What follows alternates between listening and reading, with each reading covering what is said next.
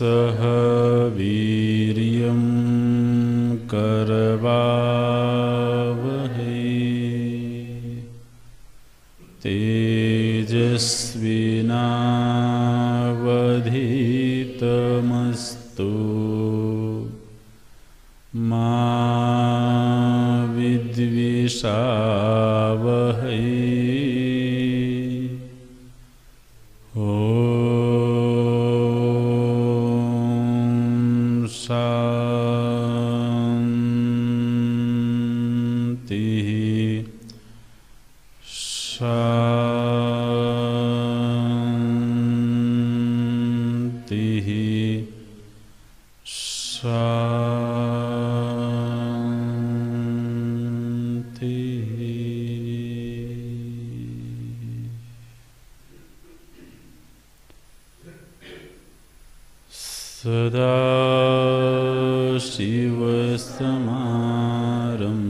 सदाशिवसमारम्भां शङ्कराचार्यमध्यमाम्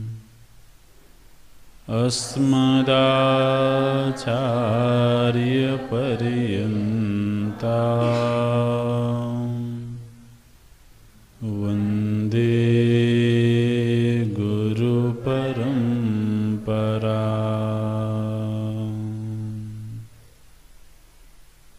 शङ्करं शङ्कराचार्यं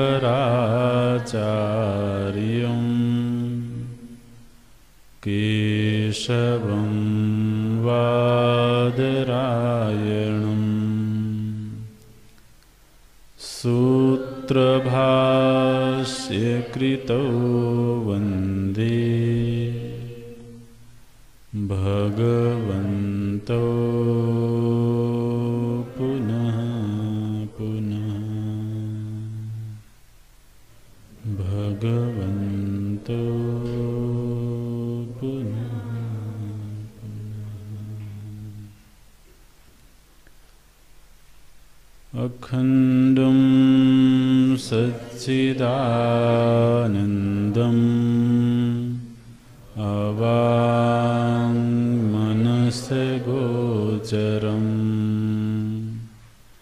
आत्मानम् अखिलाधारम् आश्रयेऽभीष्टसिद्धये अर्थतोऽप्यद्वयानन्दान् अतीतद्वैतभानतः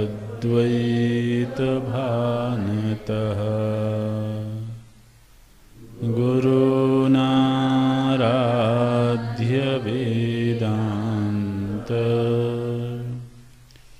सारं वक्ष्ये यथामति। सारं वक्ष्ये यथामति।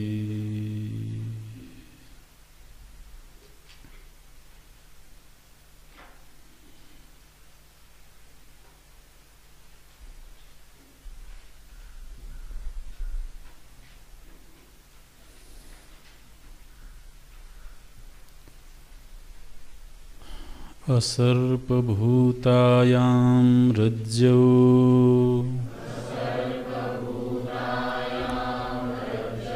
सर्पारूपवत्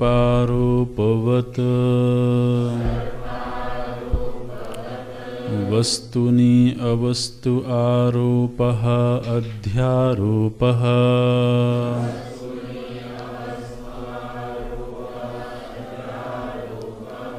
वस्तु सच्चिदानंद अद्वयं ब्रह्म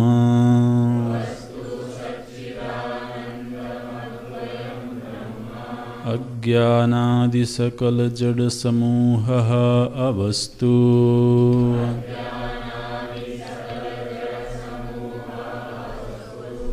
अज्ञानं तु सद असद्भ्याम अनिर्वचनीयम् त्रिगुणात्मकं ज्ञानविरोधी भावरूपं यत्किंचित् इति वदन्ति अहम् अज्ञः इत्यादि अनुभवात्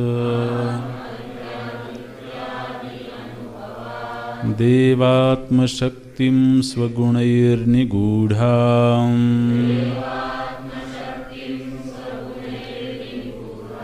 इत्यादि श्रुतेश्च इदम् अज्ञानम् समष्टि व्यष्टि अभिप्रायेण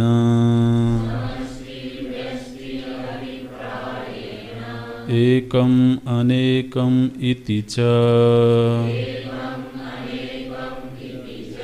व्यवह्रियते तथा हि यथा वृक्षाणां समष्टि अभिप्रायेण वनम् इति एकत्वव्यपदेशः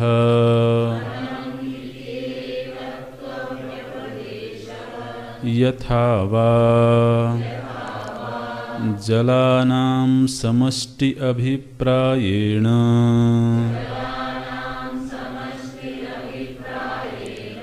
जलाशयः इति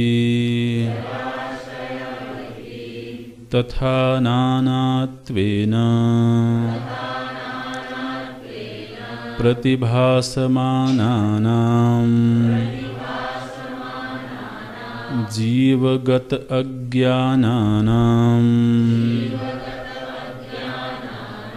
समष्टि अभिप्रायेण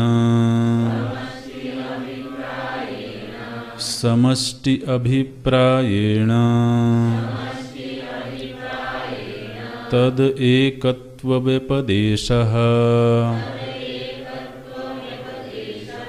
अजाम् एकाम् इत्यादि श्रुतेः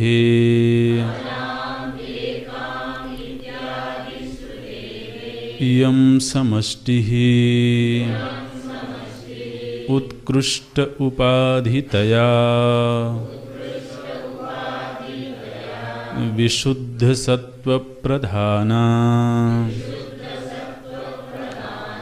एतत् उपहितं चैतन्यं सर्वज्ञत्व सर्वेश्वरत्व सर्वनियंत्रित्वादि गुणकम् अव्यक्तम् अंतर्यामी जगत्कारणम् ईश्वरः इति च व्यपदिश्यते सकल अज्ञानावभासकत्वात्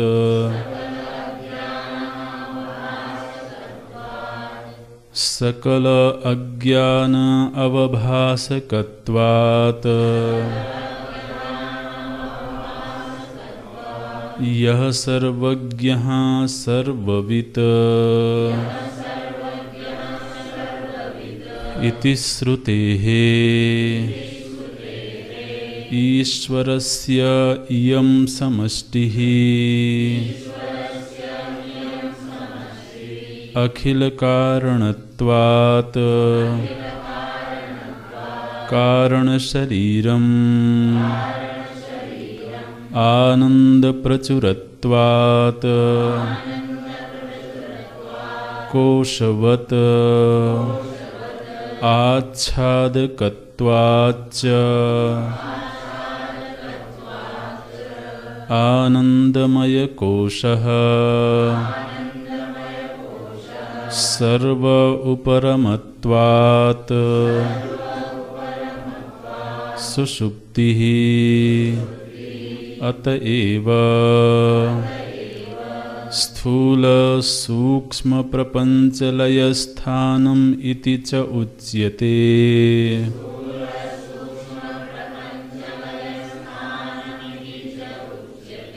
स्थूल सूक्ष्म प्रपंचलयस्थानमिति च उच्यते।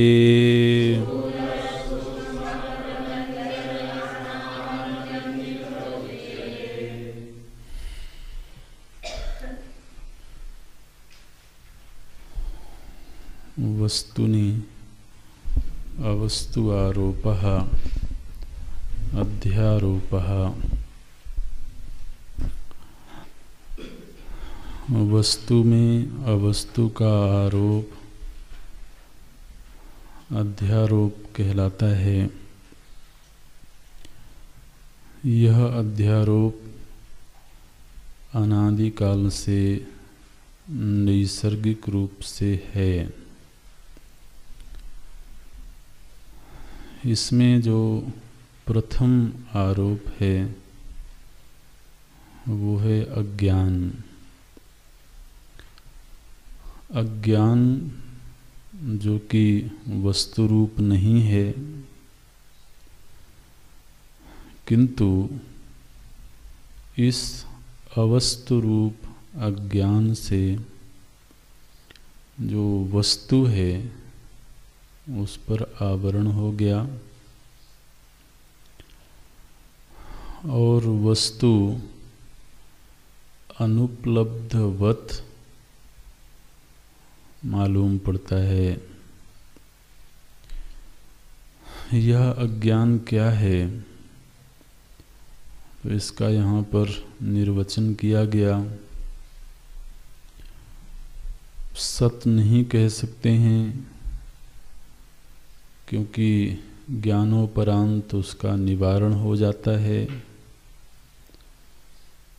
असत नहीं कह सकते क्योंकि उसके अलावा अखिल अनिष्ट का कोई हेतु दिखाई नहीं देता है। इसलिए सत असद्भ्याम अनिर्वचनीयम। त्रिगुणों के रूप में उसकी अभिव्यक्ति होती है, इसलिए त्रिगुणात्मकम। ज्ञान से निवर्त्य है, निवर्त्य होने के नाते ज्ञान के साथ उसका विरोध है, ज्ञान विरोधी। और कुछ तो है ऐसा लोग कहते हैं, आपस में चर्चा करते हैं और हम स्वयं भी इस बात का अनुभव करते हैं कि हमारे अस्तित्व के विषय में, हमारे स्वरूप के विषय में जो वर्णन श्रुतियों में है, जिसका अनुभव तत्वदर्शी महापुरुषों ने किया है, वह हमारे अनुभव में नहीं आ रहा है। तो अनुभव में नहीं आने का हेतु अज्ञान के सिवा कुछ हो नहीं सकता। इसलिए अज्ञान भाव रूप है, ज्ञानोपरांत उसकी निवृत्ति होती है। यदि वह भाव रूप नहीं होता तो उसके निवारण के लिए प्रयत्न क्यों किया जाता। इसलिए भाव रूपम इति। इसके लिए श्रुति का उदाहरण दिया गया, देवात्म शक्तिम स्वगुणैर निगूढ़ाम इत्यादि श्रुतेश्च। यह अज्ञान शक्ति रूप है। शक्ति रूप कहने का अर्थ ये है कि ये सृष्टि में जो क्रियाएं दिख रही हैं, इन क्रियाओं के पीछे शक्ति तत्व होना चाहिए। ब्रह्म शक्ति रूप नहीं है, ब्रह्म सत्ता रूप है, अस्तित्व है। ब्रह्म से भिन्न कुछ होना चाहिए जिसके होने से क्रियाएं संपादित होती हैं, क्योंकि क्रिया के पीछे शक्ति का होना ये अनिवार्य है। कोई भी क्रिया बिना शक्ति के संपादित नहीं हो सकती है। चूँकि सृष्टि में असंख्य क्रियाएं दिख रही हैं और वो क्रियाएं तीन तरीके से दिखती हैं। तो एक ज्ञान शक्ति है, एक क्रिया शक्ति है और एक द्रव्य शक्ति है। ज्ञान शक्ति, क्रिया शक्ति और द्रव्य शक्ति। जैसे कि पेट्रोलियम है, कोई तेल है, तो उस तेल में ये सामर्थ्य है कि वो इंजन को चला सके, गाड़ी को चला सके।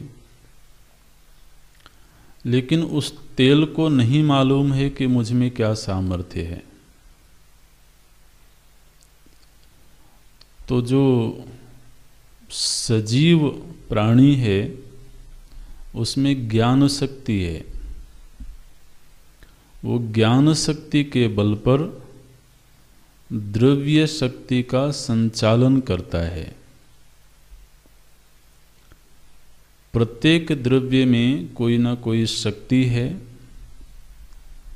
लेकिन द्रव्य जड़ है, द्रव्य को अपनी शक्ति का ज्ञान नहीं है।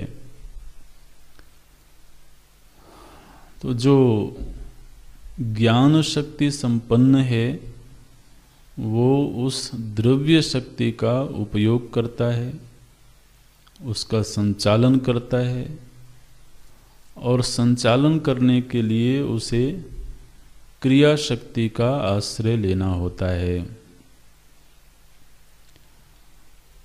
तो इस दृष्टिकोण से देखें तो इस समूचे जगत में ये तीन शक्तियों के रूप में तो ऊर्जा की उपलब्धि हो रही है।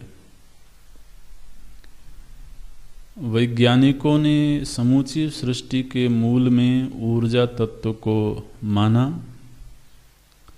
लेकिन अभी उनकी विचारधारा, उनकी सोच इस स्तर तक नहीं पहुंची है कि यह जो ऊर्जा है, ऊर्जा माने आपकी भाषा में शक्ति तत्व, तो यह जो शक्ति तत्व है ये त्रिगुणात्मक है। अभी इस निर्णय तक वो नहीं पहुँचे हैं, लेकिन हम जानते हैं कि ज्ञान शक्ति के बिना ना तो क्रिया शक्ति का संचालन हो सकता है और ना ही द्रव्य शक्ति का संचालन हो सकता है। हम इस शरीर में विद्यमान शक्ति का प्रयोग तब करते हैं जब हम ज्ञान संपन्न होते हैं। सुषुप्ति काल में हम अपने हाथ पैरों की शक्ति का प्रयोग नहीं करते हैं। जागृत अवस्था में जबकि हमारी बुद्धि ज्ञान संपन्न होती है और फिर वो एक संकल्प करती है, तब फिर संकल्प पूर्वक क्रिया शक्ति में प्रवृत्ति होती है और उस क्रिया शक्ति के बल पर हम द्रव्य शक्ति का अन्वेषण करते हैं, उसका उपयोग करते हैं और कदाचित दुरुपयोग भी करते हैं। तो किसी द्रव्य विशेष में आणविक शक्ति है, विस्फोट करने की सामर्थ्य है, लेकिन उस सामर्थ्य को प्रकट करने के लिए ज्ञान शक्ति चाहिए। वो स्वतः प्रकट नहीं होगी। वो तो जब उस शक्ति का मनुष्य जाति को ज्ञान नहीं था, तब भी वहाँ वो द्रव्य शक्ति थी, किंतु प्रकट नहीं थी। ज्ञान शक्ति के बल पर व्यक्ति ने एक क्रिया किया, क्रिया शक्ति का प्रयोग किया और उसने द्रव्य शक्ति को प्रकट किया। एक बात को हम सभी को ध्यान में रखना है, ये जो शक्ति है, शक्ति दृश्य नहीं है, माने वो इंद्रिय गोचर नहीं होती है। शक्ति हमेशा कार्यानुमेया है, शक्ति अनुमित है, इंद्रिय प्रत्यक्ष नहीं है। शक्ति चाहे कैसी भी हो, चाहे वो ज्ञान शक्ति हो, क्रिया शक्ति हो, द्रव्य शक्ति हो, शक्ति मात्र कार्यानुमेया है। कार्यानुमेया का अर्थ है कि क्रिया के होने पर ही शक्ति के होने का पता लगता है। माने एक व्यक्ति के शरीर में कितनी शक्ति है, ये पता कब लगेगा? जब वो कोई क्रिया करे। ऐसे चुपचाप बैठा हुआ हो कोई व्यक्ति, तो आप कैसे अनुमान करेंगे कि इसमें कितनी शक्ति है? नहीं हो सकता है। या किसी पदार्थ में कितनी शक्ति है, वो पदार्थ अगर पदार्थ रूप में ही रहे तो उसकी शक्ति का ज्ञान नहीं हो सकता।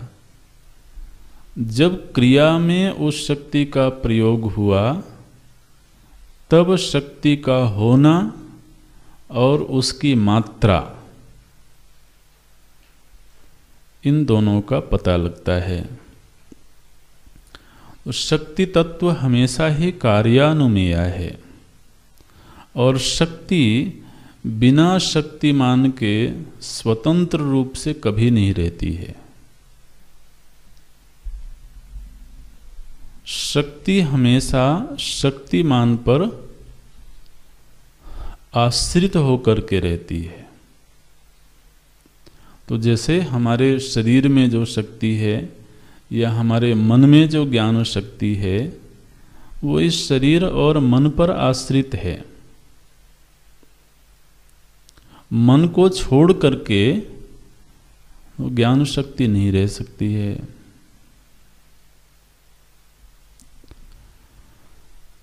तो जिस तरह से प्रत्येक व्यक्ति के अंदर जो शक्ति है वह उस व्यक्ति का आश्रय लेकर के रहती है, इसी तरह से इस समूचे जगत का संचालन करने वाली जो शक्ति है वह जिसका आश्रय लेकर के रहती है उसको परमात्मा कहते हैं। इसलिए परमात्मा को एक नाम दिया गया सर्वशक्ति, है ना। सर्वशक्तिमान बोलते हैं, असल में मान लगाने की आवश्यकता नहीं होती है, सर्वशक्ति कहना पर्याप्त है। लेकिन व्यवहार के लिए बोल देते हैं सर्वशक्तिमान, माने सर्वशक्ति जिसके आश्रय में रहती है उस चेतन तत्व को सर्वशक्तिमान कहा जाता है। उसी के लिए यहाँ पर श्रुति माता ने कहा देवात्म शक्तिम। यह शक्ति किसकी है? बोले ये देवात्मा की है। गीता जी में भी भगवान ने यही कहा, मम माया, है ना, दैवी, ये स्वतंत्र नहीं है, ये दैवी है। दैवी मतलब देवता की है। दैवी ही ऐसा गुणमयी, जो गुणमयी शक्ति है ये कैसी है? बोले दैवी, न तो स्वतंत्रा। तो ये हमेशा ही देवता पर आश्रित होकर के रहती है, कार्यानुमेया है, त्रिगुणात्मक है। शक्ति के संदर्भ में ये जो सिद्धांत हैं ये हमको याद रखना है। और चौथा, स्वगुणैर निगूढ़ाम, अपने कार्यों के द्वारा यह छिपी रहती है। स्वगुणैर निगूढ़ाम इत्यादि श्रुतेश्च।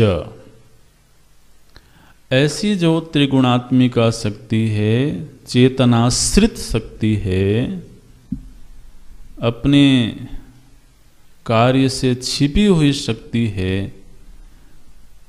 यह क्या है? बोले ये अज्ञान है। ये अज्ञान ही शक्ति के रूप में अभिव्यक्त होता है।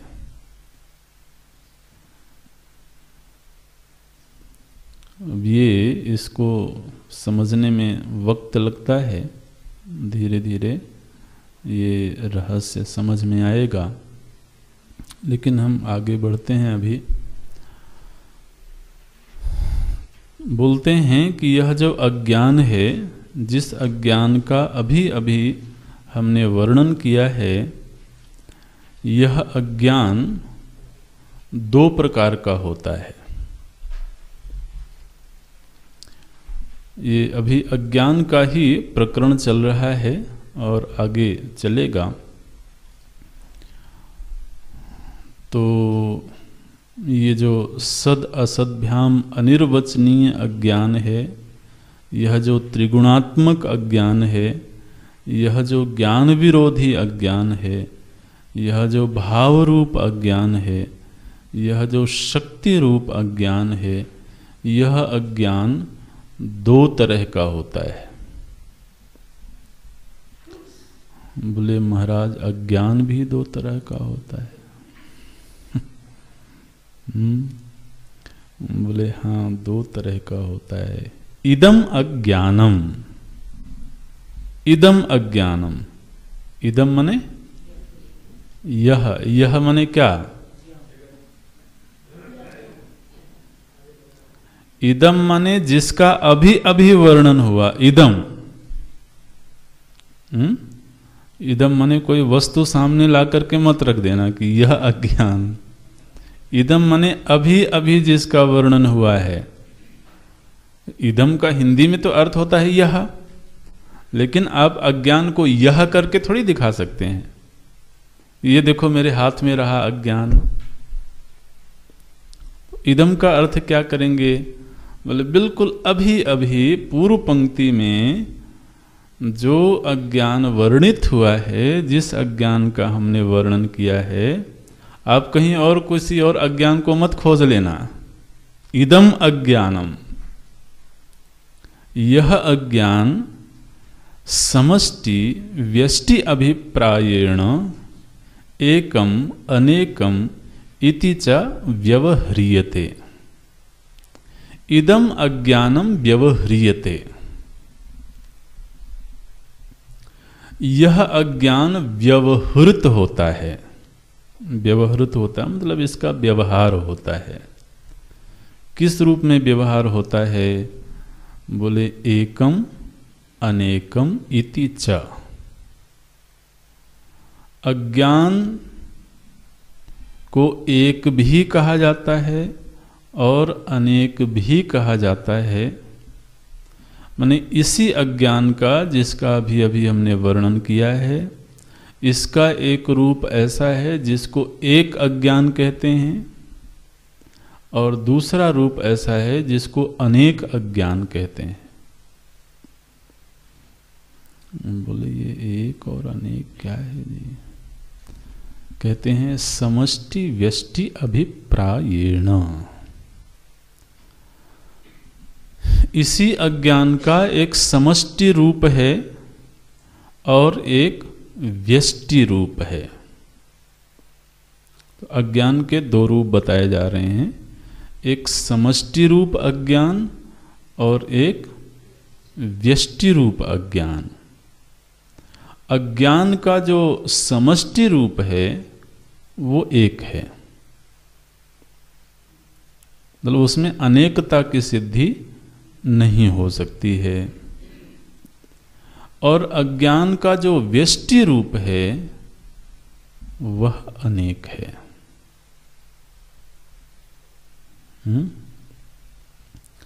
समष्टि व्यष्टि अभिप्रायेण इदम अज्ञानम, यह अज्ञान समष्टि के अभिप्राय से एक है, व्यष्टि के अभिप्राय से अनेक है। इति च व्यवह्रियते, ऐसा व्यवहार इस अज्ञान का होता है। अच्छा, अब ये व्यष्टि और समष्टि क्या है? तो हालांकि ये जो प्रकरण है ये थोड़ा सा जटिल है, लेकिन फिर भी प्रयत्न करेंगे जितना समझ सकते हैं। व्यष्टि माने एक व्यक्ति, इंडिविजुअल। और जब अनेक व्यक्ति संगठित होते हैं तो उनसे बनती है समष्टि। प्रयत्न करेंगे तो बहुत कठिन नहीं होगा, लेकिन आपको भी सजग रहते हुए कोशिश करनी होगी। तो जब हम एक व्यक्ति को देखते हैं तो वो होता है व्यष्टि। और एक व्यक्ति एक व्यक्ति एक व्यक्ति एक व्यक्ति, इस तरीके से अनेक व्यक्ति जब एक जगह इकट्ठे हुए तो उस समूह को कहा गया समष्टि। अब जैसे एक विद्यार्थी है तो व्यष्टि है, और विद्यार्थियों का समूह बना तो वो हुआ विद्यार्थी समष्टि, है ना? विद्यार्थी समष्टि। अच्छा, ये जो समष्टि है ये इतना आसान नहीं है। तो जैसे विद्यार्थियों की समष्टि बनी, फिर कर्मचारियों की समष्टि बनी, व्यापारियों की समष्टि बनी, कितनी समष्टि बनती हैं? बहुत सारी समष्टि बनी। और उन बहुत सारी समष्टियों को इकट्ठा करके फिर एक समष्टि बनी, है ना? तो मनुष्यों में एक विभाग है विद्यार्थियों का, एक विभाग है शिक्षकों का, एक विभाग है कर्मचारियों का, एक विभाग है व्यापारियों।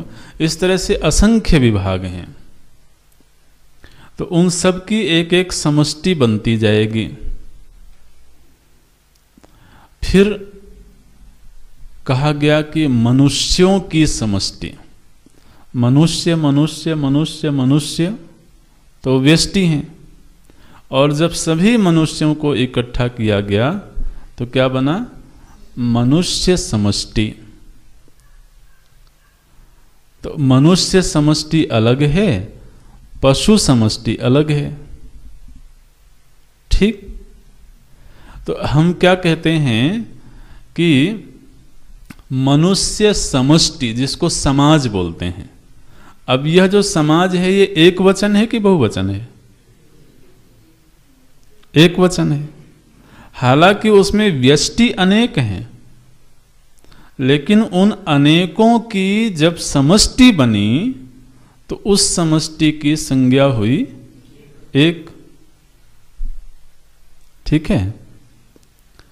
अच्छा, कोई पूछे कि वो समाज कौन सा है, जरा उसको पकड़ के ले आओ, तो व्यक्ति को पकड़ के लाएंगे। व्यक्ति व्यक्ति व्यक्ति से भिन्न समाज क्या है? कुछ नहीं है।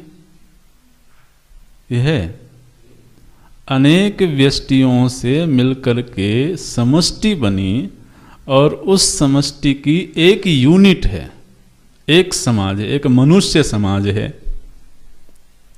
फिर एक पशु समाज है, एक पक्षी समाज है, एक कीट समाज है। तो अनेक समष्टियां इस तरह से बन गई। फिर आप प्राणियों की समष्टि बनाइए, तो क्या हुआ? अब पशु पक्षी मनुष्य कीट सब मिल गए उसमें, तो अब प्राणी समष्टि। तो ये प्राणी समष्टि एक है कि अनेक है? एक है ना। फिर विभाग हुआ, एक सजीव समष्टि और एक निर्जीव समष्टि। तो इस सृष्टि में दो विभाग कर दिए, फिर सजीव समष्टि और निर्जीव समष्टि। फिर कहा गया जगत। अब जगत क्या है? बोले सजीव निर्जीव सभी को मिलाकर के एक समष्टि बनी, जिसको बोलते हैं विश्व। अब यह विश्व एक वचन में है कि बहुवचन में है? एक वचन में है। अच्छा, जरा विश्व को बुला के लाओ। आपने कहा एक वचन में है ना, एक है वो, उसको पकड़ के ले आओ। तो ये विश्व क्या है? बोले अनेक व्यष्टियों की एक समष्टि, जिसको विश्व कहते हैं। अब प्रत्येक व्यष्टि का स्वभाव अलग है, और अनेक व्यष्टियों से मिलकर के बनी हुई समष्टि का स्वभाव अलग है। ध्यान देना, समष्टि का कैरेक्टर व्यष्टि से भिन्न होता है। यहां पर दृष्टांत दिया गया है, जैसे एक वृक्ष एक वृक्ष एक वृक्ष, ये प्रत्येक वृक्ष व्यष्टि है। लेकिन जब अनेक वृक्ष कहीं पर इकट्ठे हुए तो क्या बना? वन। तो वन क्या है? अनेक व्यष्टि वृक्षों का समूह। वन का कैरेक्टर अलग है। वन्य जीव वृक्ष में नहीं रह सकते हैं, वन में रह सकते हैं। वृक्ष का स्वभाव अलग है। एक वृक्ष से बारिश नहीं हो सकती है, लेकिन सघन वृक्ष हो तो वो बारिश का कारण बनता है।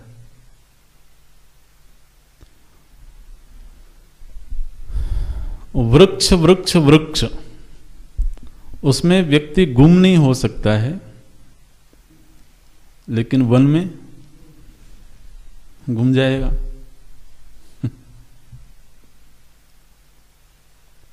अच्छा, वन वृक्षों के अलावा क्या है?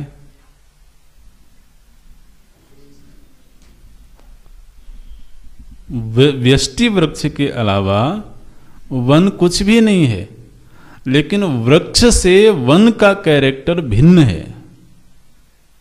माने जब व्यष्टि व्यष्टि मिलकर के समष्टि बन जाते हैं तो समष्टि का प्रभाव भिन्न हो जाता है। हालांकि वह समष्टि व्यष्टि से पृथक कुछ भी नहीं है।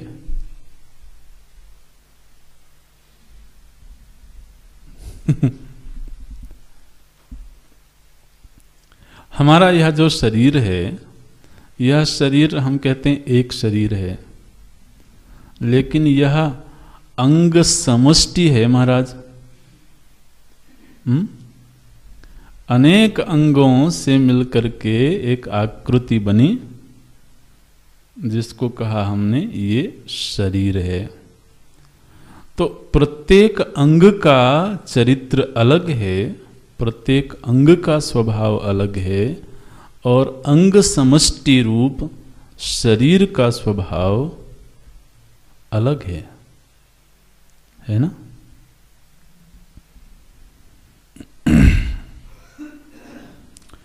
तो बोलते हैं कि इसी तरीके से दो दृष्टांत यहाँ पर दिए हैं। आप उन पंक्तियों को भी देखें तो फिर आगे बढ़ना आसान होगा। तथा ही यथा वृक्षाणाम समष्टि अभिप्रायेण वनम एकत्व व्यपदेशः, वृक्षों की समष्टि से जो वन बना वह वन एकत्व व्यपदेशः, वन एक है ऐसा कहते हैं। ठीक है। हालांकि वहां वृक्षों के अलावा वन नाम की कोई पृथक वस्तु नहीं है। क्या आप खोज के ला सकते हो? नहीं। और जब वन बोलते हैं महाराज, तो वन में बहुत सारी चीजें आती हैं तब वन बनता है। वन केवल पेड़ों के इकट्ठे हो जाने से नहीं बनता है, जिसको आप वन कहते हैं, लोग अभयारण्य कहते हैं।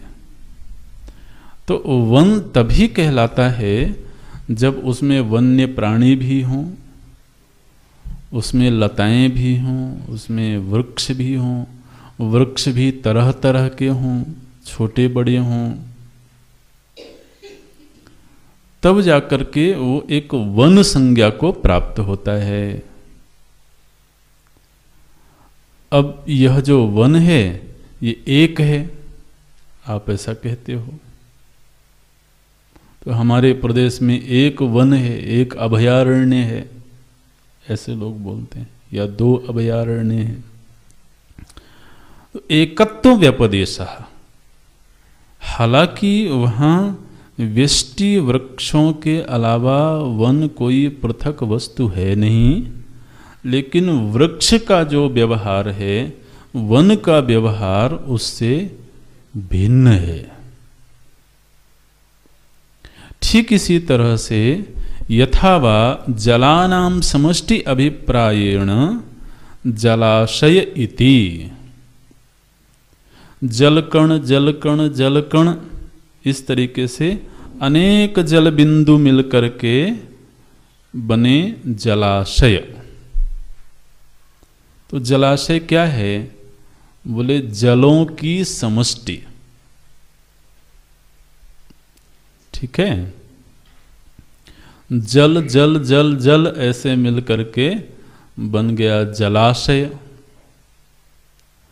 अब जल बिंदु का जो स्वभाव है, जलाशय का स्वभाव उससे भिन्न है, और जल बिंदुओं की समष्टि को जलाशय कहते हैं, और वह जलाशय एक है।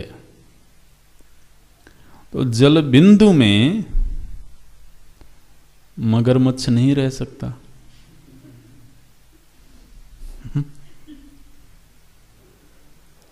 उसमें जहाज नहीं चल सकती। ठीक है। उसमें व्यक्ति तैर नहीं सकता,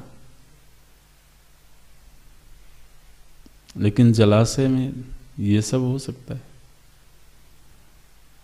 जलाशय जल बिंदुओं से भिन्न कुछ भी नहीं है, लेकिन जब जल बिंदु समष्टि रूप हो गए तो उस समष्टि का व्यवहार पृथक हो गया, उसका प्रभाव भिन्न हो गया। ये दृष्टांत समझ में आ रहे हैं? दार्ष्टान्त में घटाएंगे तो इसी तरह से, अब ध्यान से सुनना है इसको, इसी तरह से जितना प्राणी जगत है सभी के भीतर अज्ञान है। ठीक है? ये अज्ञान कैसा है? व्यष्टि है, आपके अंदर है, आपके अंदर है, आपके अंदर, सभी के अंदर है ना? है?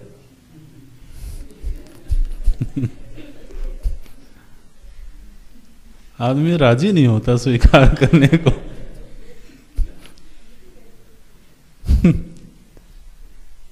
तो अज्ञान व्यष्टि, अज्ञान व्यष्टि, अज्ञान व्यष्टि, इस तरीके से समूची सृष्टि में जितने प्राणी हैं सभी के अंदर अज्ञान है, पृथक पृथक अज्ञान है।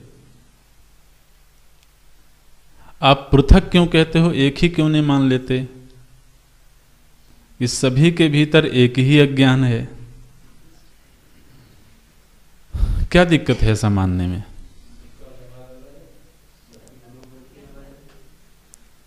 हाँ, नहीं, व्यवहार का हेतु तो संस्कार होता है। हाँ, वो नहीं, और कोई बोले? सभी के भीतर अज्ञान अलग है, ऐसा कहने के बजाय अगर हम कहें कि सभी के भीतर एक ही अज्ञान है, तो इसमें क्या दिक्कत है?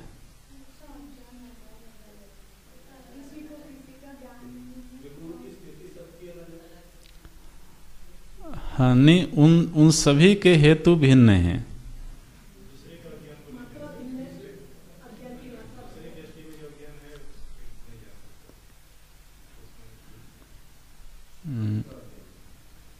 नहीं।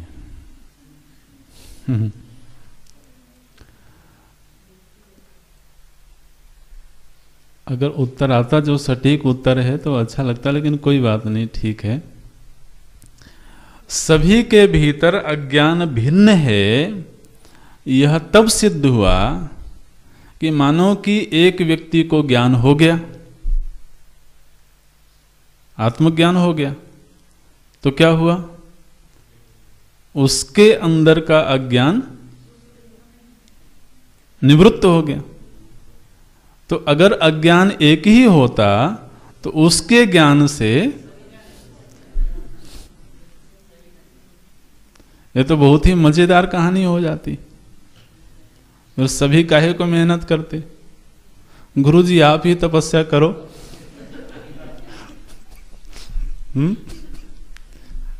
तो अब भाई जो अज्ञान आपके अंदर है वही हमारे अंदर भी है, तो आपको ज्ञान हो जाएगा तो हम मुक्त ही है। महाराज ऐसी कुछ खुशफहमी होती है लोगों में। तो एक के अज्ञान निवृत्त होने से अन्य के अज्ञान निवृत्त नहीं होते हैं। ठीक है? इसलिए ये कहा गया कि सभी के भीतर अज्ञान भिन्न भिन्न हैं। तो क्या हुआ?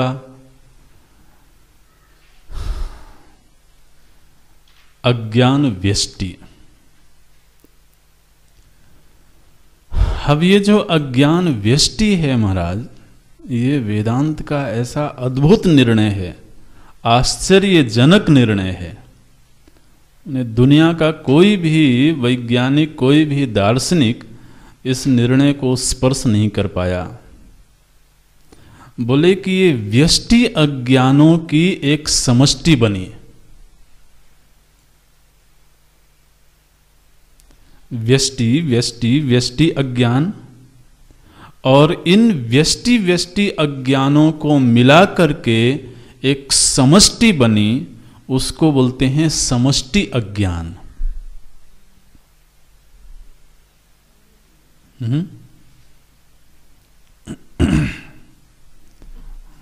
बोले समष्टि अज्ञान,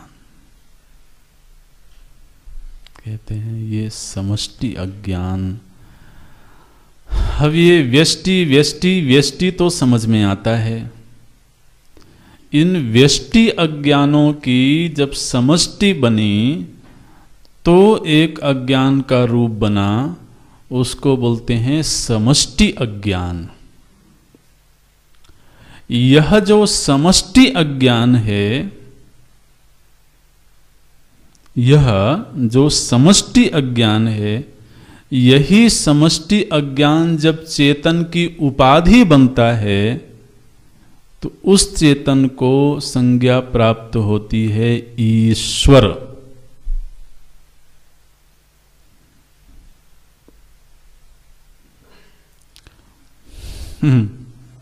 जिस तरीके से हमारे भीतर का जो अज्ञान है, वह अज्ञान हमारे भीतर जो चेतन तत्व है, उस अज्ञान की उपाधि बनता है। ठीक है, आज के दिन हम कह रहे हैं कि मैं अज्ञानी हूं, तो अज्ञान चेतन की उपाधि बना ना, तभी तो मैं को हम अज्ञानी कह रहे हैं। तो ये जो अज्ञान है, यह जब दृष्टा की उपाधि बना तो वह दृष्टा दृष्टा नहीं मालूम पड़ के जीव मालूम पड़ता है तो वो चेतन तत्व। लेकिन ये व्यष्टि अज्ञान जब चेतन की उपाधि बनता है, तब वह चेतन जीव कहलाता है, और व्यष्टि अज्ञानों की समष्टि रूप जो अज्ञान है, वह समष्टि अज्ञान जब चेतन की उपाधि बनता है, तब उसी चेतन को कहते हैं ईश्वर।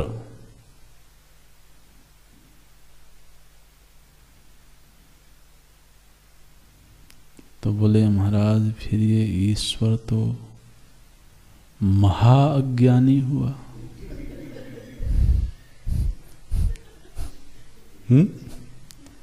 भाई अज्ञान अज्ञान अज्ञान मिलकर के महाअज्ञान बनेंगे।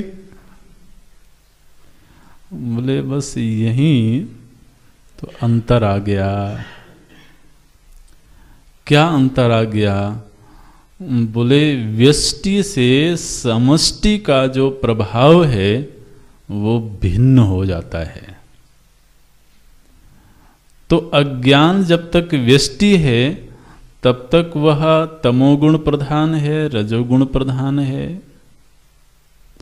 लेकिन जब अज्ञानों की समष्टि बनी तो वह जो समष्टि अज्ञान है वह शुद्ध सत्व प्रधान हो गया। ये देखिए प्रभाव बदल गया। आप कह सकते हैं बिल्कुल। तो ये प्रभाव बदल गया महाराज। समष्टि अज्ञान जिस तरह से समष्टि वृक्ष जब वन के रूप में व्यवहार करता है तो उसका प्रभाव बदल जाता है, इसी तरह से अज्ञान समष्टि जब बनी तो उस अज्ञान का प्रभाव बदल गया और वह अज्ञान शुद्ध सत्व प्रधान हो गया। और वह शुद्ध सत्व प्रधान अज्ञान जब चेतन की उपाधि बना तो उस चेतन को संज्ञा प्राप्त हुई ईश्वर।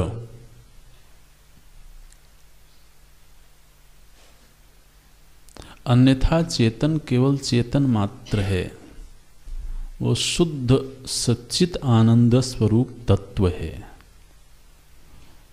उस तत्व की दृष्टि से ना तो वो जीव है और ना ही डरते क्यों हैं? बोलिए। ना वो ईश्वर है, तो वो केवल चेतन मात्र है, सत्ता मात्र है, अस्तित्व मात्र है। लेकिन वह जब व्यष्टि अज्ञान से उपहित हुआ, अब ये शब्द नए हैं, हम इनको व्याख्या देंगे। वह जो चेतन तत्व है, जिस चेतन के विषय में हम आज तक पढ़ते रहे हैं, वह चेतन तत्व जब व्यष्टि अज्ञान से उपहित हुआ तो उसी चेतन तत्व को का नाम पड़ा जीव। और वही चेतन तत्व जब समष्टि अज्ञान से उपहित हुआ तो उसी चेतन का, चेतन अलग नहीं हुए हैं, उसी चेतन को संज्ञा प्राप्त हुई ईश्वर। बोले महाराज ये ईश्वर भी अज्ञान से उपहित है। अब ये चूंकि आपके लिए नया विषय है तो इसलिए कठिन मालूम पड़ सकता है, लेकिन हम इसको सरल बना देते हैं। आप क्या कहते हो? आप कहते हो कि जो परमात्मा है वो माया का आश्रय लेकर के व्यवहार करता है। आप कहते हो ना? नहीं कहते? तो माया कहा तो बोले हाँ वो तो ठीक है। अरे भैया, समष्टि अज्ञान को ही माया बोलते हैं। जिसको यहां पर समष्टि अज्ञान कहा जा रहा है, बचपन से अब तक ये जो माया माया माया सुनते आ रहे हैं, ये माया क्या है? अज्ञान की जब व्याख्या हो रही थी तो अज्ञान को त्रिगुणात्मक कहा गया कि नहीं कहा गया? कहा गया। और तत्वबोध में जब माया के विषय में पढ़ा तो क्या पढ़ा? सत्व रजस तमो गुणात्मिका पढ़ा। ठीक है। यहां अज्ञान को कहा गया देवात्म शक्तिम, वहां पढ़ा ब्रह्माश्रया। तो कोई भेद दिखाई दे रहा है? नहीं। तो जो व्यष्टि अज्ञान है, यह चेतन की उपाधि बन करके चेतन को जीव के रूप में उपलब्ध करवा रहा है। और यही अज्ञान समष्टि जब हो जाता है तब वह उसी चेतन को ईश्वर के रूप में उपलब्ध करवाता है। अगर इन दोनों ही उपाधियों को हटा दिया जाए तो ना जीव है ना ईश्वर है, केवल चेतन मात्र है, केवल ब्रह्म मात्र है।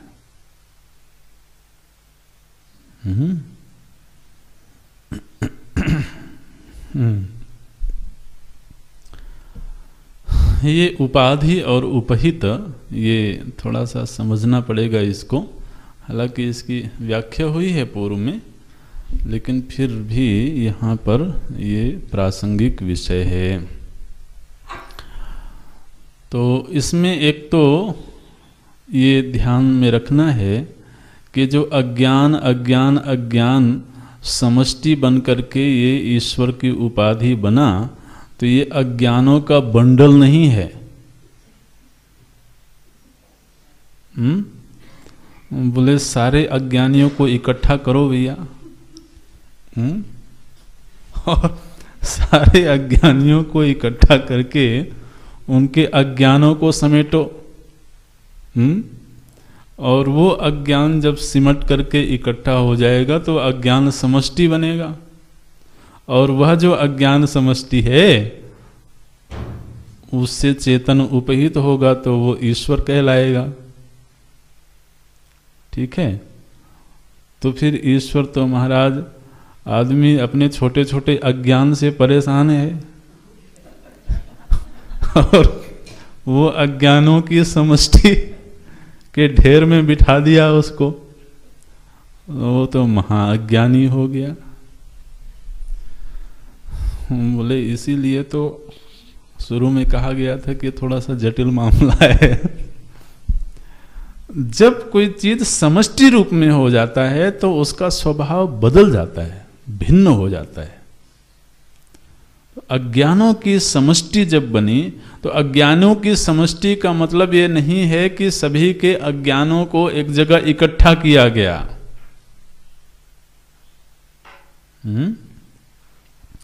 इकट्ठा करके समष्टि नहीं बनता है। तो बोले फिर समष्टि कैसे बनेगा? बोले बनता है, उसका विवरण करते हैं। लेकिन अभी जो मूल बात अभी निकल के आई आज के वक्तव्य में, वो ये आई कि अज्ञान जब व्यष्टि रूप होता है और वह चेतन की उपाधि बनता है तो वह चेतन जीव कहलाता है। तो जीव और ईश्वर की व्याख्या का प्रकरण है, आप यूं समझ लीजिए। अब वही जब अज्ञान समष्टि हुआ तो समष्टि अज्ञान जब चेतन की उपाधि बना तो वह चेतन ईश्वर के रूप में व्यवहृत होने लगा। अच्छा, अब ये उपाधि और उपहित ये शब्द हैं। उपाधि की परिभाषा हमने बताई है पूर्व में, कोई बोल सकता है?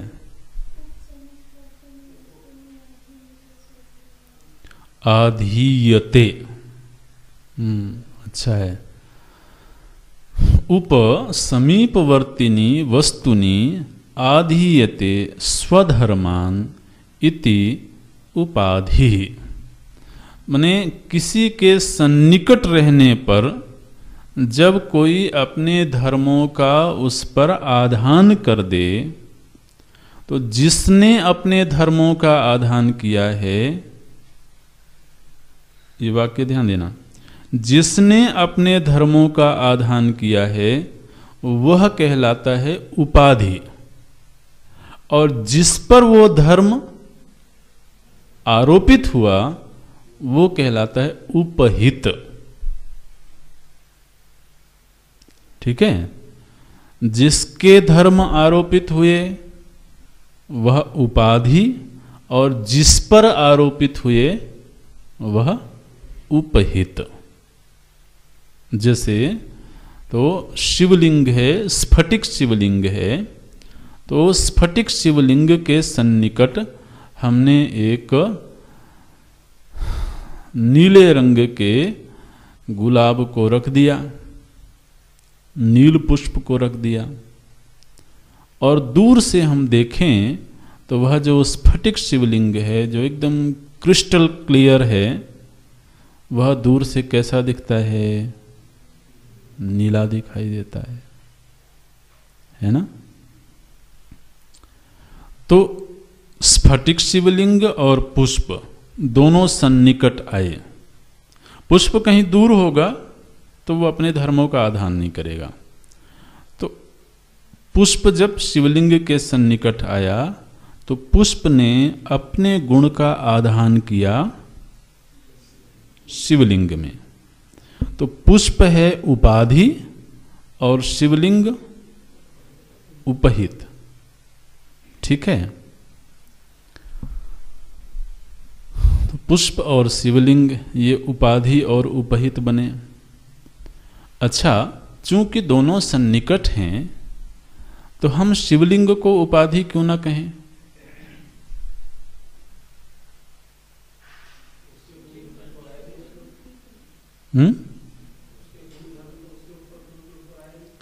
हाँ, तो चूंकि शिवलिंग के गुणधर्म पुष्प में नहीं आए, ठीक है, पुष्प का गुण तो शिवलिंग में आया लेकिन शिवलिंग का गुण पुष्प में नहीं गया।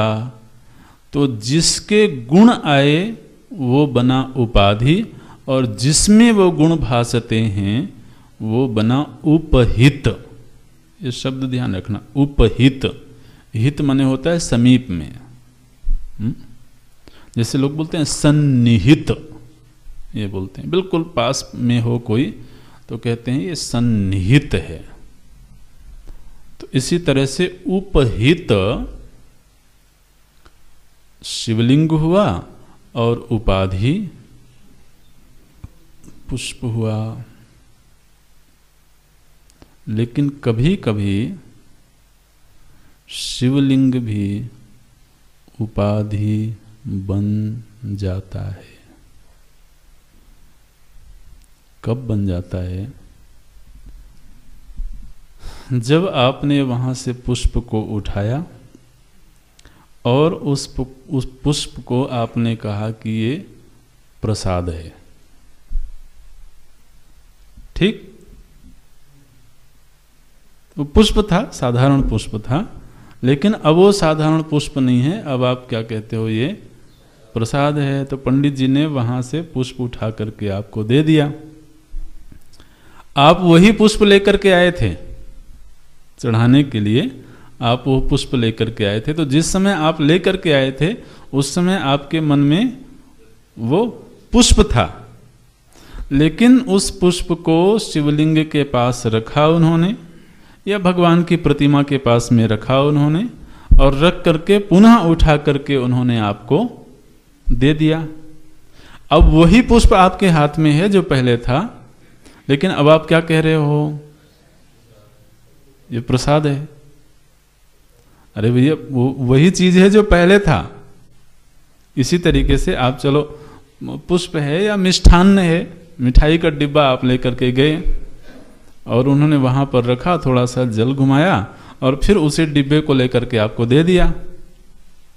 अब आप कहते हो कि ये मिठाई नहीं है, क्या है, प्रसाद है।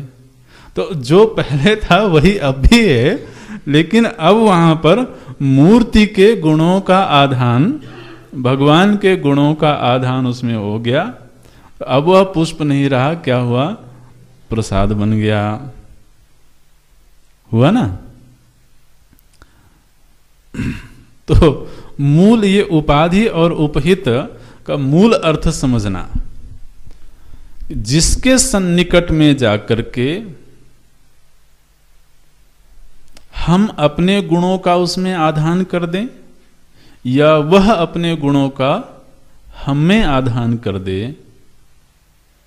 जब वह अपने गुणों का हमारे ऊपर आधान करेगा तो वह बनेगा उपाधि और मैं बनूंगा उपहित। और जब मैं अपने गुणों का उसमें आधान करूं तो मैं बनूंगा उपाधि और वो बनेगा उपहित। तो उपाधि और उपहित, ये दोनों शब्द बिल्कुल स्पष्ट हो जाने चाहिए, ठीक है? अच्छा, अब ये बताइए कि क्या उस नीले पुष्प ने वाकई में स्फटिक शिवलिंग को नीला बनाया?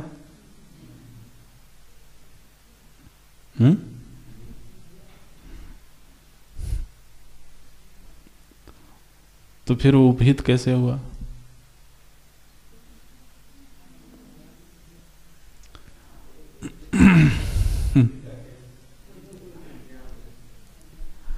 उपाधि ने उपहित में अपने गुणों का आधान किया, या गुणों का आधान हुआ है ये हमें दिखा।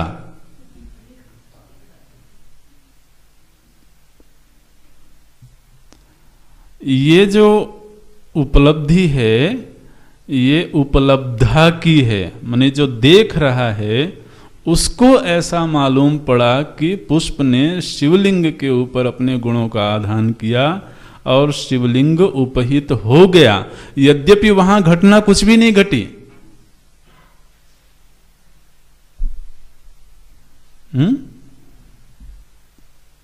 ये रहस्य समझ में आ रहा है?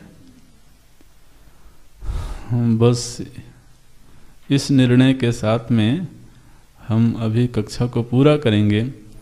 जब ये कहा गया कि इस व्यष्टि अज्ञान ने चेतन के ऊपर उपाधि डाली, मतलब चेतन की उपाधि बना और चेतन जीव रूप में प्राप्त हो गया, तो जिस समय पर वह चेतन जीव रूप में प्राप्त हो रहा है उस समय पर भी चेतन केवल चेतन है।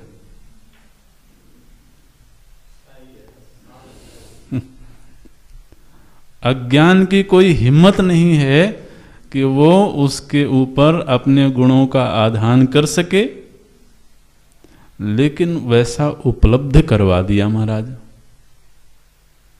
तो आज के दिन वह चेतन तत्व चेतन के रूप में उपलब्ध नहीं हो करके कैसा उपलब्ध हो रहा है? जीव रूप में।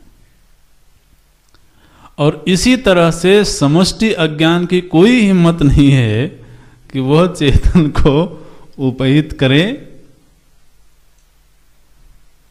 लेकिन अब वो ईश्वर रूप में उपलब्ध होने लगा। उपाधि को हटा दो तो वो केवल चेतन है, और जब उपाधि है तब भी वो केवल चेतन है। लेकिन उपलब्धा को ऐसा मालूम पड़ता है कि वो उपहित हो गया। तो अगर अज्ञान की वजह से चेतन जीव रूप में उपलब्ध हो रहा है, तो जब तक ये उपलब्धि रहेगी तब तक वह चेतन ईश्वर के रूप में भी उपलब्ध होता रहेगा। जिस दिन जीव की उपाधि हटी, ध्यान देना, जिस दिन ये जीव की उपाधि हटी, उस दिन चेतन की माया रूप उपाधि को हटाने की जरूरत नहीं पड़ेगी। वेशहानतः स्वात्म दर्शनम, ईश दर्शनम स्वात्म रूपतः। ये जो वेश है यही उपाधि है। तो जीव को ईश्वर की उपाधि हटाने की आवश्यकता नहीं है, उसको केवल अपनी उपाधि हटाने की आवश्यकता है। अपनी उपाधि हटते ही वो फिर केवल चित तत्व मात्र है। आगे देखते हैं। ओम पूर्णमदः पूर्णमिदं पूर्णात् पूर्णमुदच्यते पूर्णस्य पूर्णमादाय पूर्णमेवावशिष्यते। ओम शांति शांति शांति। हरि ओम। श्री गुरुभ्यो